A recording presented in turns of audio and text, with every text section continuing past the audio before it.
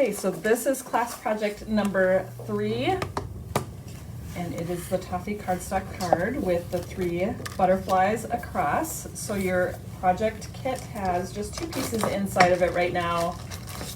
It has 2 pieces inside of it right now. It has a sugar cube card base and Toffee cardstock. The Toffee cardstock is cut to center from top to bottom. On your card base, it will line up evenly with the edges of your card base. So it's cut 4 1/4 this way and 5 1/4 this way. So we are going to do some masking on this card. We're going to use sugar cube ink, and let's get started. Okay, so we are going to stamp the butterflies in the black outline first. So you're going to place these 3 butterflies, so find those in your stamp set. The largest one we're going to put down, I'm going to move my magnet up here, down in the corner. I've used the butterfly with the rounded wings. Oops, I'm going to throw it on there for the middle, and then we're going to use this little baby butterfly up at the top. And you don't need to worry about where you're really setting it on your cardstock because we're going to be doing masking, and it's okay if the butterfly goes outside of that background. That's actually what we want to happen.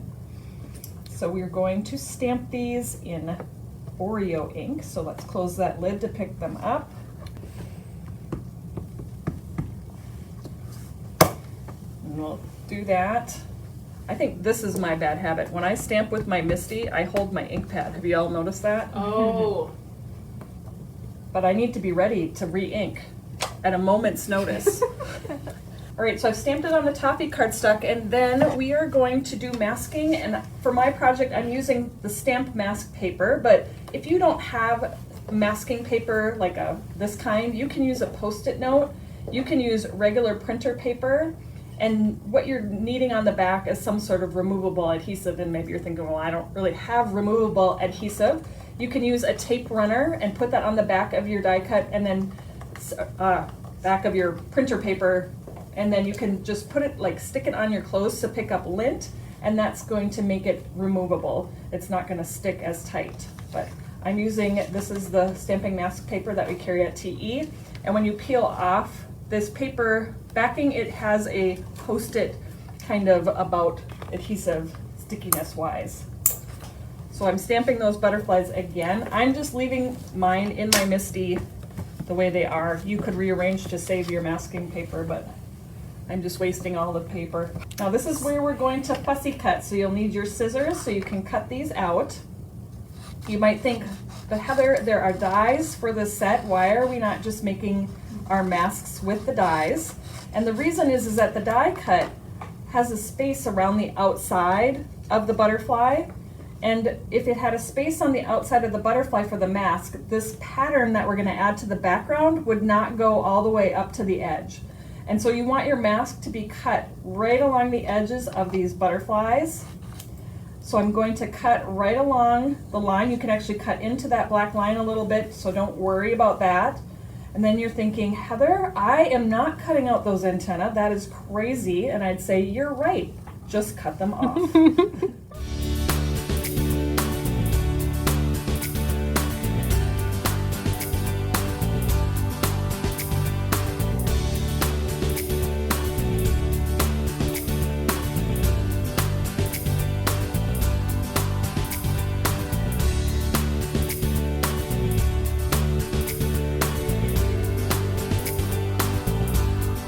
We're going to stencil next. So now I have my masks covering those 3 butterfly areas because we want the background to go around all of that. So when we add our fills into the shapes, they'll be nice and crisp and clear, and the butterflies will stand out nicely on our card.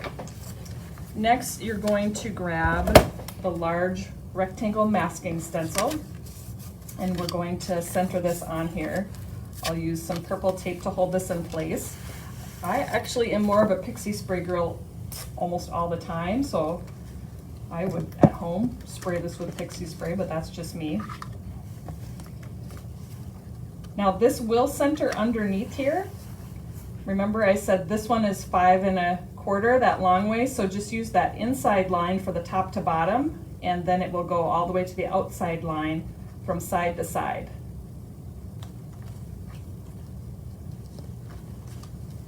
The stencil I'm layering over the top is the Folk Art Tulip stencil. And the nice thing about our stencils, once you've got it here to sandwich it all together, just line it all up like a big sandwich.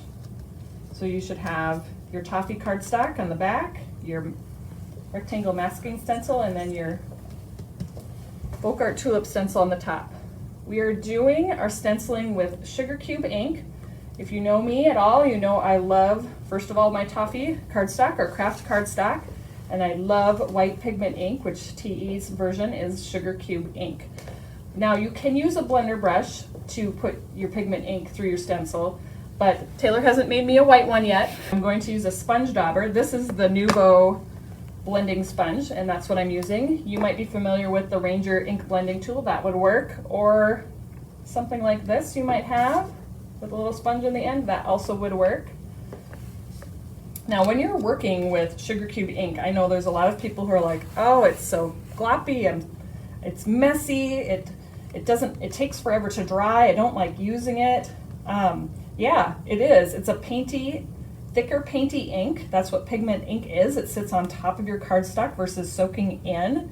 And I think a couple tips for me to give to you about using it is when you first get your pad, if it's super juicy, that's too much ink in your pad. And I really recommend taking that on a piece of scratch paper and just squeezing off and patting off that extra ink. My sugar cube ink pad is very close to a drier pad, and then I just have a sugar cube ink refill to refresh that pad as I need it. When you're using a MISTI especially, you can add more layers of ink to get a brighter impression and stamp. And then you just have to remember, you have to let this ink dry and just give it time. The thinner layer that you put on, if you're putting a thick gloppy layer of pigment ink on, yeah, it's going to take a while to dry, but if you keep things thinner, it's going to dry fairly quickly. Okay, I think we're good. I'm going to close up my ink pad for now, and we're going to peel that off to do the reveal. Take off that purple tape. I'm going to get those masks off there. I could have been fancy and stamped those first, but we'll stamp those next. So that's what you should have right now. You should have your 3 butterflies with the open middles and your stenciled background all around it. And we'll do those fills on the butterfly. And I'm going to purposefully not do my spatters again so I can show you my trick. If you get your card stamped with your sentiment and you're like, oh, I want to add spatters, but now my sentiment is on there. So I need the clear set to do the fills. And like both Susan and Taylor have mentioned, these fills are not designed to completely fill the image, which makes it really easy to stamp because you can't really mess this up.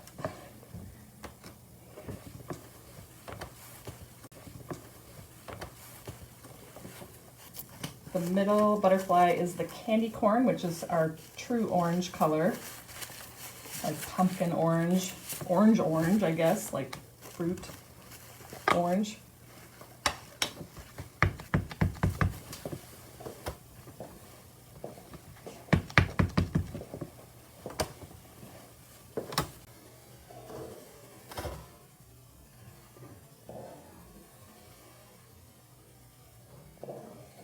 I'll go ahead and stamp this baby butterfly fill. I think this is lined up. Looks like it. And I'm using the pineapple, which is that pineapple or yellow that's got a little bit to the orange, more of a golden yellow color. And then we need the trails. And the nice thing is, if I was mass producing these cards, I could just stamp a bunch. I'm going to do this one up here. Stamp a bunch at a time and they would all be lined up the same, but I've stamped this how many times so my trails look a little bit different on each card depending on how they fit in between the butterflies. And I'll stamp these with Oreo ink. When you stamp on top of white ink with our Oreo ink or dye inks, the drier the white ink is, the better it's going to show up on the top. If it's a little wetter, it'll kind of seep through and show through. It's not a bad thing. It kind of depends on what you're stamping, but see how you can kind of see the white peeking through some of the trail or even on some of the butterfly antennas. Just so you're aware that that's normal. I need one more trail at the bottom for this butterfly. And then we'll stamp the sentiment.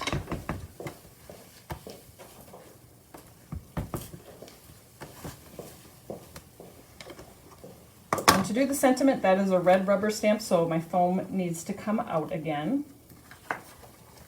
and pop down.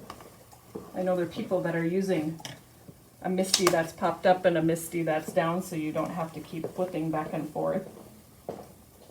Make sure I'm right set up. This is the Sending Hugs sentiment. This spot right here is kind of a nice little natural spot for that sentiment to land. I'm going to pick that up, and again I'm going to do the trick that Taylor, I'm pretty on, I think. Woo! Maybe just slightly.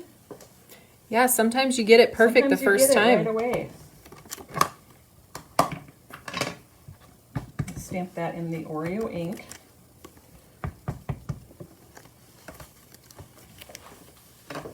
Maybe one more time, because I can. All right, so here is your completed stamping on here, and now let's add some spatters with the sugar cube ink. And I'm going to use an acrylic block, and we'll press the, do you have like that little scratch piece of paper that I tore a corner off last time? Yeah. Because maybe you're thinking, I want to do spatters, but I don't want to cover up my little sentiment or get a spatter in a spot that's not going to work. And so a quick thing to do is either remember to do your spatters before you do that, or tear a little piece of paper. This gives you a natural little edge. Just set it right on there. You're not even going to need to tape that down. I'm going to put some sugar cube ink on an acrylic block. And I'll use a brush. I'm going to add a little water to that. At home too, I have just sugar cube ink refill, so instead of pressing the pad to the block, just add like a drop of the sugar cube ink refill, and that works well for spatters too. And we'll get that picked up.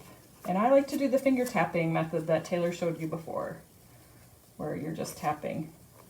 And when you're doing spatters too, remember, like, the farther up you are, the farther apart the spatters will be. The closer you get, the closer together your spatters will go. And then you can take up your little piece, and it didn't get any spatters on it, and you're ready to move on to the next step, which is going to be adding it to the sugar cube card base. Now these drops are a little bit wet. At home I would take a paper towel and just press it to the top. I'm just going to flip it over and just press it here, and that will get off the extra water, but the blops or the splatters and blops are still there, and they'll stay put. Use a tape runner or your adhesive of choice, although this is my adhesive of choice. The Scotch Runner is so nice if you haven't tried it. And remember, we are centering this from top to bottom, so it'll line up flush with the edges of this card base, and you'll have white peeking out from the top and from the bottom. Our final finishing touch on this card will be adding some rhinestones. And I know there's a lot of questions over how do you know where to add the rhinestones, or how many rhinestones to add. And for how many, I usually choose an odd number. In the design world, an odd number is more pleasing to the eye, and so that is what is recommended. And then when you're placing them, the rule of the triangle thing, where you arrange things in a triangle, and that's going to make it look more scattered and random, but it really does have a pattern to it. And also there are 3 sizes of rhinestones, so vary your sizes and give it a little variety.